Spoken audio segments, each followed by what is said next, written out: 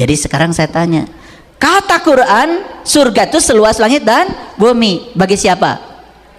Jadi orang yang bertakwa tidak mengenal neraka, tidak mengenal kebencian, tidak mengenal tidak suka, tidak mengenal iri hati, tidak mengenal semua yang negatif. Gak ada lagi.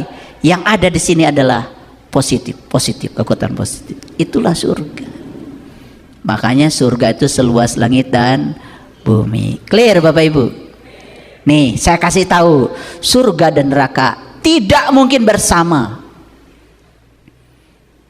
Pilihan cuma dua. Ketika tinggal di surga berarti keluar dari neraka. Ketika tinggal di neraka keluar dari surga. Jadi yang membuat kita bermasalah itu bukan masalahnya, tetapi seberapa lama masalah itu digenggam, itu jadi masalah. Tapi kita nggak sadar, sehingga mengklasifikasi masalah besar, masalah kecil. Nggak ada masalah. Yang bermasalah pada Anda, berapa lama Anda menggenggamnya. Kalau diterima dan dilepaskan, nggak ada masalah. Surga bukan Bapak Ibu? Ada nggak neraka? Nah sekarang saya mau tanya jujur, sering kacau balau di dalam? Sering gundah gulana? Sering cemas? Sering khawatir? Takut kekurangan? Cemburu? Benci? Dendam? Iri hati? Itu neraka. Sesederhana itu pelajaran agama. Jadi sekarang saya tanya, kata Quran surga itu seluas langit dan bumi, bagi siapa? Jadi orang yang bertakwa tidak mengenal neraka, tidak mengenal kebencian, tidak mengenal tidak suka, tidak mengenal iri hati, tidak mengenal semua yang negatif. Gak ada lagi. Yang ada di sini adalah positif, kekuatan positif. Itulah surga. Makanya surga itu seluas langit dan bumi. Clear Bapak Ibu? Nih saya kasih tahu, surga dan neraka tidak mungkin bersama. Pilihan cuma dua. Ketika tinggal di surga berarti keluar dari neraka. Ketika tinggal di neraka keluar dari surga. Yes? Mau tinggal di mana? Itu. Jadi Bapak Ibu orang bertakwa bukan? Jawab dong. Orang bertakwa bukan? Apa cirinya? Karena surganya sudah seluas langit dan bumi, gak ada lagi neraka, baru orang bertakwa. Yuk sekarang, yang belum juga bertekad aja dari sekarang. Pulang dari sini, saya sudah menangkap super cerdasnya Al-Quran. Bayangkan Bapak Ibu tuh selama ini ya dibohong-bohongi. Bulan Ramadan,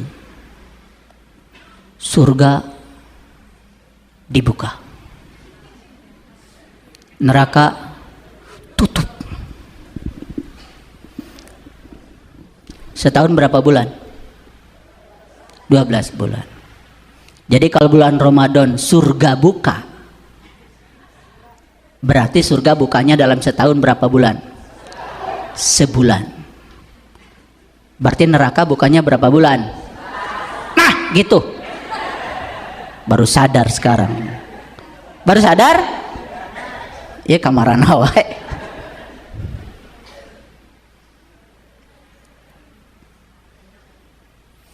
Jadi kalau neraka itu cuman apa? Surga itu bukannya sebulan. Berarti 11 bulan surga tutup. Sedangkan neraka katanya tutup bulan Ramadan. Berarti neraka tutupnya berapa bulan? Sebulan. Berarti 11 bulan buka. Masa begitu? Masa mau di bulan-bulan lain hidup dalam neraka? Iya nggak begitu. Surga dan neraka itu kalau kita mau Ramadan. Apa Ramadan? Ro-nya rahmatullah, mimnya ma'rifatullah, do-nya duyufullah, alifnya aman min azabillah, nunnya nurullah. Kalau kita selalu berada bersama dia, rahmatullah, ma'rifatullah, duyufullah, Allah, nurullah, bersama dengan dia, Surga itu bahkan buka terus, bukan sebulan Bapak Ibu. Kenapa? Seluas langit dan bumi. Kalau pasangan hidup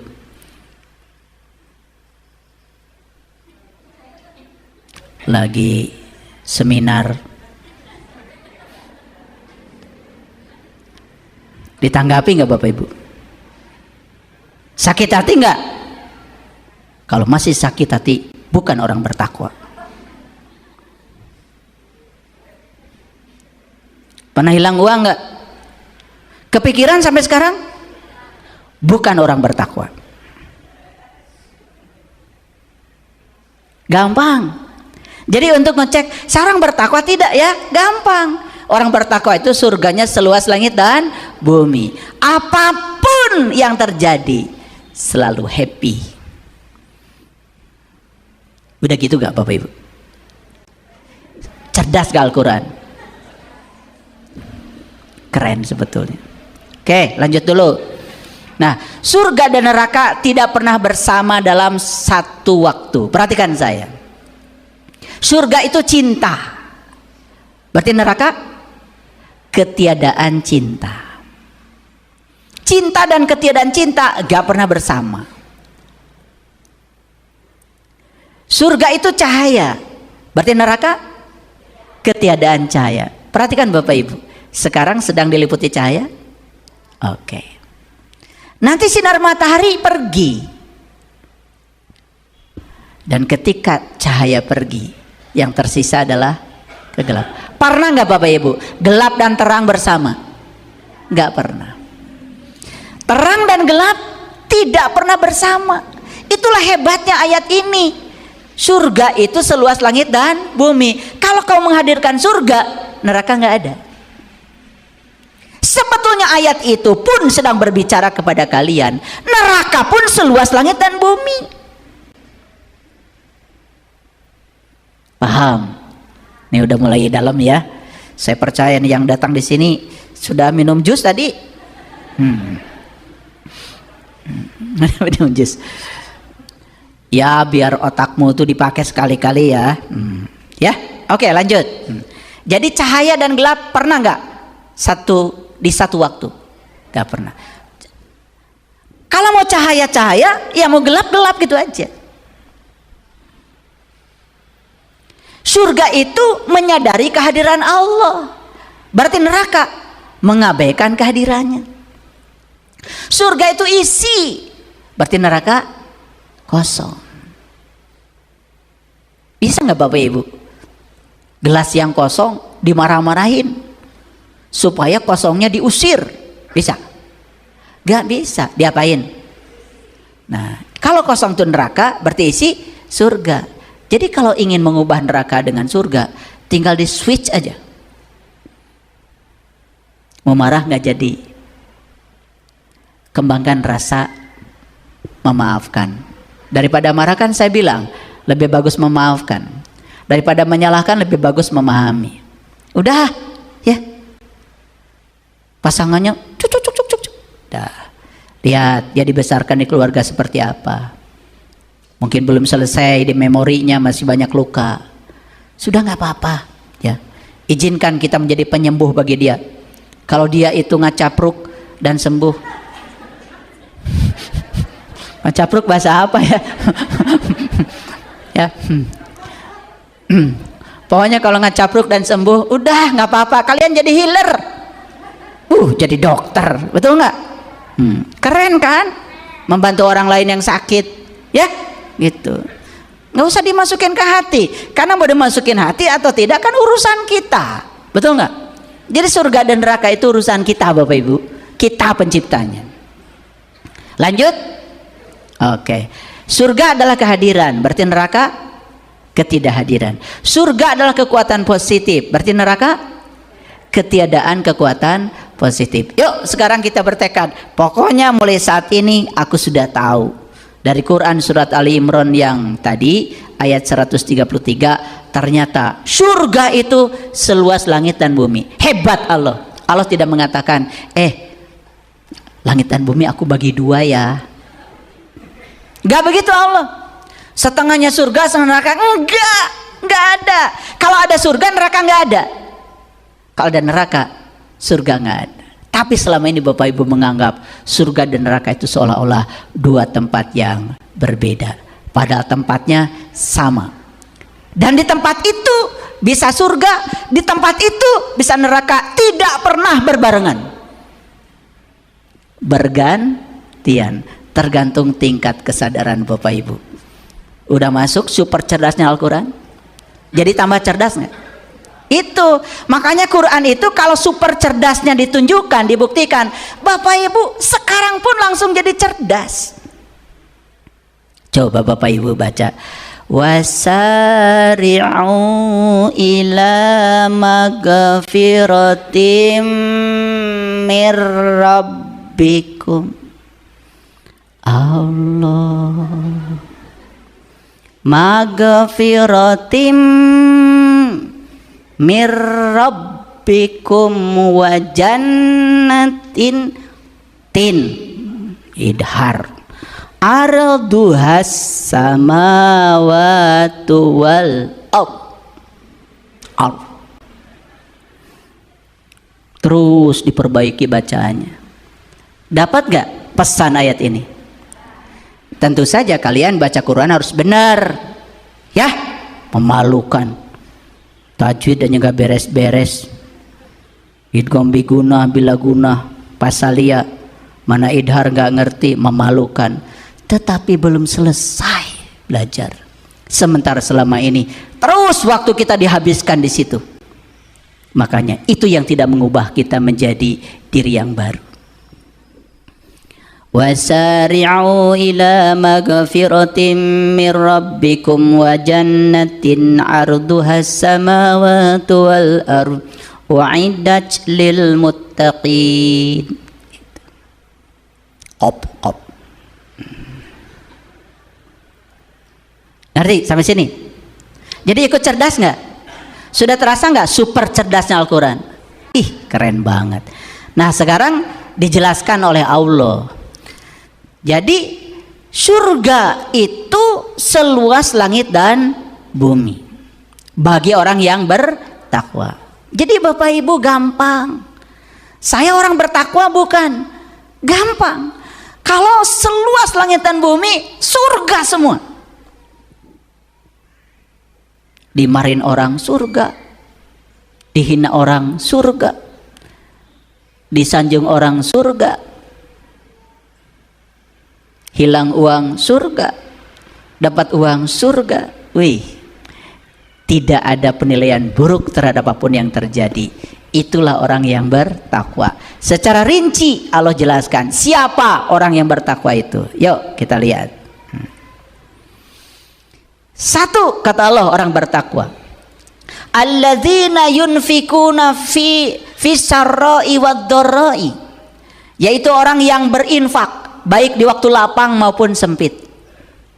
Nih, kira-kira nanti Bapak Ibu bisa masuk gak sini? Lapang tambah pelit, sempit cari alasan untuk tidak berbagi. Bukan orang bertakwa. Orang bertakwa itu dia memberi, dia berbagi, dia peduli pada orang lain baik di waktu lapang maupun di waktu sempit. Saya kasih tahu Bapak Ibu, bahkan pemberian yang luar biasa itu justru terjadi saat kita butuh. Ada orang lain yang lebih membutuhkan, kita berikan pada orang lain. Nilai setiap orang tuh di situ kelihatan. Kalau orang memberi besar karena dia penghasilnya besar, itu biasa Bapak Ibu. Orang punya duit 1 miliar menyumbang untuk masjid 100 juta biasa. Tapi orang yang punya duit 100 ribu dia nyumbang 90 ribu, luar biasa. Jadi Allah tidak akan pernah melihat berapa jumlah yang kamu keluarkan, tapi berapa nilai. Bukan jumlah, bukan kuantitinya. Ini berat nggak Bapak Ibu jadi orang bertakwa? Berat apa ringan? Berat apa ringan? Takut menjawab. Ya ringan kalau sudah benar takwanya. Makanya di Quran sudah saya jelaskan sebelumnya, orang-orang yang khusyuk. Masih ingat ya? Kan Allah bilang, ya, wasta'inu bisabri wassalah wa innaha lakabiratun illa alal khasiin. Minta tolonglah kepada Allah dengan sabar dan salat. Sungguh yang demikian itu berat bagi orang yang khusyuk. Siapa orang yang khusyuk? Yaitu orang yang percaya. Alladzina yadunnuna annahum mulaqu rabbihim wa annahum ilaihi raji'un. Orang yang khusyuk adalah orang yang percaya kalau dia akan berjumpa dengan Tuhannya dan dia kembali kepada Tuhannya. Kapan?